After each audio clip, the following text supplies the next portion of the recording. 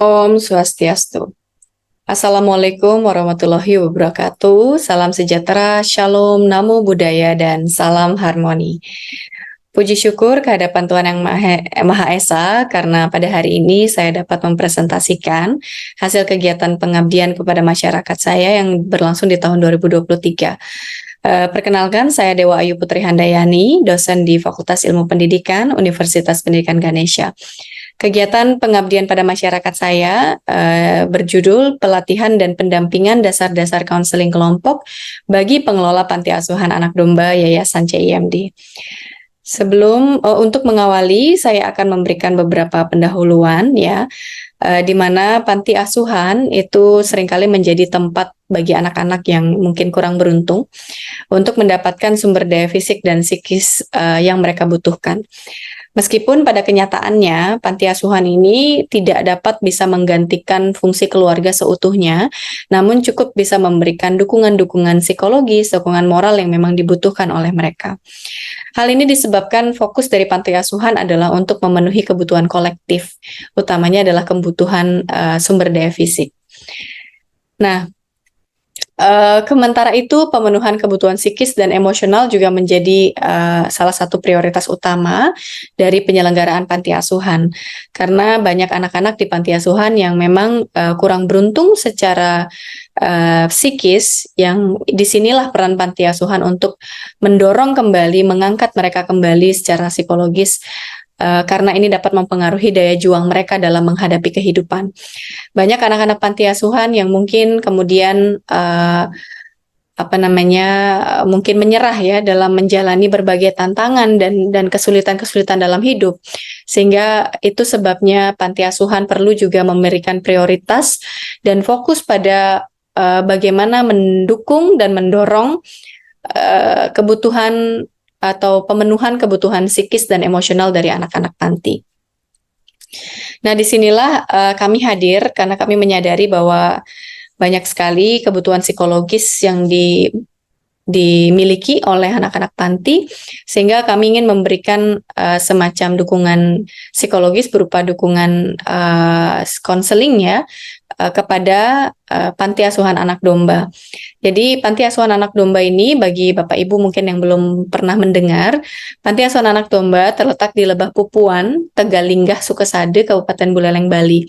Panti asuhan ini memiliki bangunan fisik yang cukup baik dan sangat layak untuk dihuni oleh 17 orang. Ya, dan saat ini terdapat 2 kamar khusus wanita, kemudian 2 kamar khusus laki-laki, serta 2 kamar lainnya untuk staf panti asuhan. Panti ini dikelola oleh Yayasan Cahaya Impian Masa Depan sejak November 2022 lalu. Yang terjadi setelah kami melakukan observasi di panti ini, kami melihat bahwa interaksi sosial anak-anak di panti asuhan itu masih cenderung belum saling mendukung satu sama lain, di mana masih banyak terdapat anak-anak yang memiliki sikap individualis, sehingga jika ada satu anak memiliki masalah, anak-anak lain cenderung mungkin tidak peduli atau tidak berusaha untuk membantu teman-temannya atau saudara-saudaranya. Oleh karena itu, kami merasa diperlukan adanya intervensi sosial untuk membantu anak-anak panti dalam menciptakan kondisi lingkungan atau kondisi persaudaraan yang positif. Kami menyasar pada pengelola panti asuhan karena apa? Karena untuk menciptakan suatu intervensi yang berkesinambungan atau berkelanjutan, kami berharap pengelola panti dan juga anak-anak panti yang sudah dewasa dapat memberikan dukungan psikologis itu pada anak-anak panti yang masih berusia anak-anak gitu. Karena di sanalah peran dari mereka, karena mereka yang setiap hari bertemu dengan anak-anak panti tersebut, setiap hari berinteraksi, sehingga kami harapkan para pengelola dan juga anak asuh di panti yang berusia dewasa dapat memberikan dukungan psikologis pada anak-anak panti yang masih berusia muda di panti tersebut. Oleh karena itu, kami ingin memberikan pelatihan dan pendampingan ya terkait materi konseling kelompok kepada pengelola dan anak-anak panti berusia dewasa. Di mana kegiatan ini dibagi menjadi 3 kegiatan, yaitu pertama adalah tahapan persiapan, yang kedua adalah pelaksanaan, dan yang ketiga adalah evaluasi. Tahapan persiapan dilakukan untuk mempersiapkan segala hal yang dibutuhkan dalam tahap pelaksanaan. Jadi mulai dari sosialisasi kegiatan, kemudian pengamatan lokasi, kemudian perancangan modul dan instrumen evaluasi, dan juga melakukan uji coba instrumen. Dan pada tahap pelaksanaan kami melakukan pemberian materi terkait topik-topik konseling dan juga konseling kelompok. Lalu ada praktik konseling juga, dan terakhir adalah pendampingan.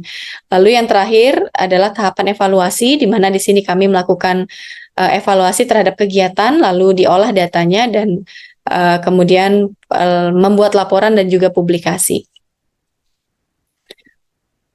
Nah, hasil pelaksanaan kegiatan, di mana dari pemberian materi, kami memberikan konseling, materi seputar konseling, kemudian konseling kelompok, aspek-aspek yang penting diperhatikan dalam konseling, bagaimana cara menggali masalah, merespon terhadap keluhan-keluhan, dan bagaimana berupaya untuk mendampingi orang lain dalam menyelesaikan masalahnya. Ya, jadi di sana juga di akhir dari pemberian materi kami melakukan sesi diskusi, kemudian tanya jawab, dan kami menggunakan narasumber yang memang ahli di bidangnya, yaitu merupakan seorang psikolog klinis yang berdomisili di Buleleng. Jadi sangat relevan dengan apa yang ingin kami berikan kepada anak-anak panti dan juga pengelola panti. Nah, kemudian sesi kedua ada praktik dan demonstrasi konseling. Jadi di sini peserta dibagi menjadi 3 kelompok yang beranggotakan 5-7 orang, di mana setiap kelompok itu melakukan role play. Ada yang sebagai konselor, ada juga yang sebagai konseli atau orang yang dikonseling. Nah, di sana mereka semua saling bertukar pikiran, kemudian mempraktikkan hal-hal yang sudah disampaikan ketika tahap pemberian materi tadi. Nah, di sini semua peserta mendapatkan giliran ya, karena dalam proses konseling sangat dibutuhkan adanya latihan yang lebih banyak ya. Jadi di luar dari pemberian materi, kami juga melakukan pelatihan dan juga pendampingan yang intensif kepada peserta kegiatan.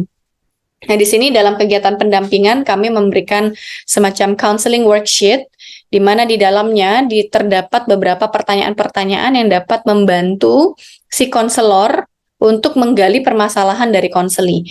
Jadi kami tidak melepas begitu saja mereka melakukan proses konseling yang mereka lakukan, namun kami memberikan worksheet sehingga mereka di sana bisa menjadikan worksheet itu sebagai panduan dan kemudian mengevaluasi dirinya sendiri saat melakukan konseling itu.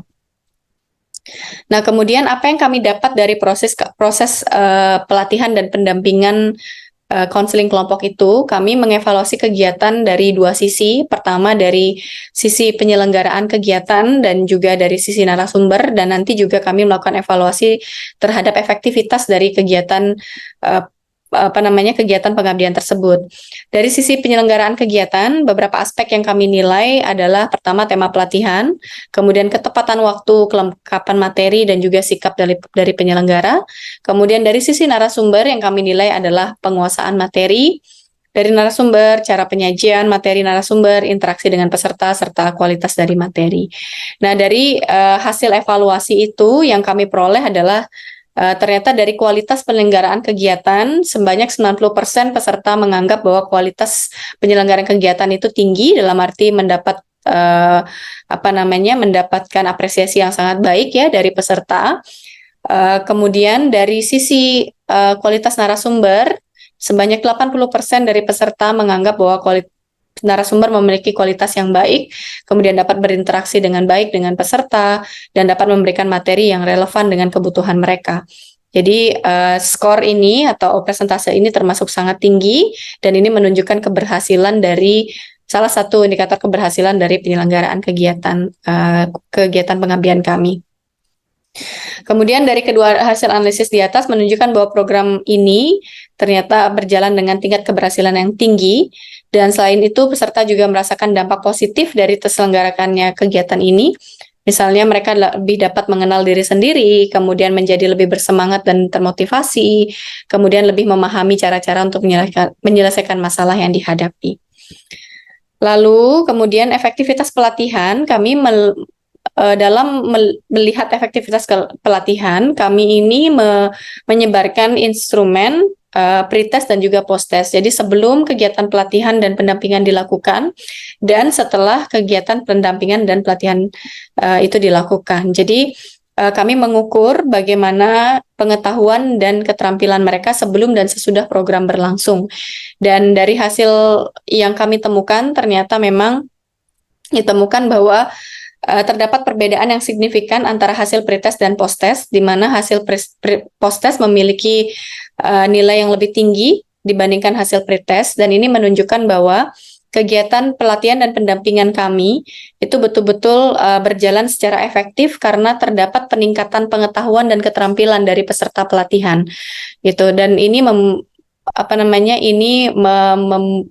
menunjukkan atau ya menunjukkan suatu kesuksesan dari kegiatan pelatihan itu sendiri.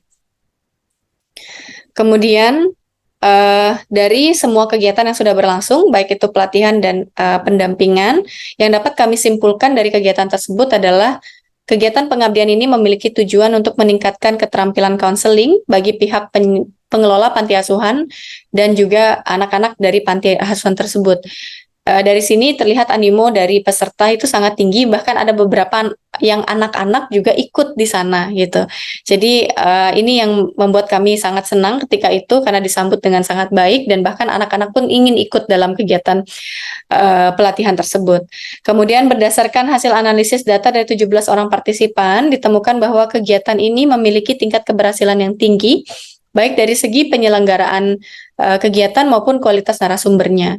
Dan dari segi efektivitas kegiatan juga setelah dilihat hasil pretest dan posttest yang menunjukkan hasil signifikan, ini berarti bahwa kegiatan pelatihan konseling kelompok ini memiliki pengaruh terhadap perubahan atau peningkatan pengetahuan dan keterampilan konseling dari para peserta pelatihan. Nah, kemudian saya di sini akan menunjukkan sedikit cuplikan ya video kegiatan yang berlangsung.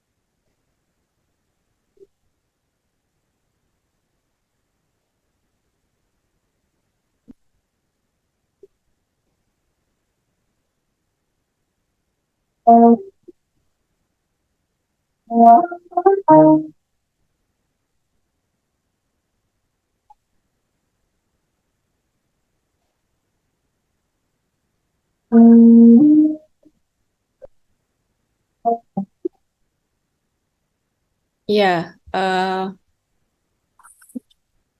baik demikian tadi apa yang sudah saya presentasikan dan juga cuplikan kegiatan dari kegiatan pelatihan dan pendampingan dasar-dasar konseling kelompok ya bagi pengelola panti asuhan anak domba dan juga beberapa anak panti asuhan yang berusia dewasa. Semoga apa yang saya bagikan di sini dapat menjadi inspirasi buat Bapak Ibu dan semoga menjadi awal mula kita untuk terus memberikan dukungan dan juga pengabdian kepada masyarakat dengan sesuai dengan bidang ilmu dan kepakaran yang kita miliki. Untuk itu, saya ucapkan terima kasih dan saya tutup dengan para Santi. Om Santi.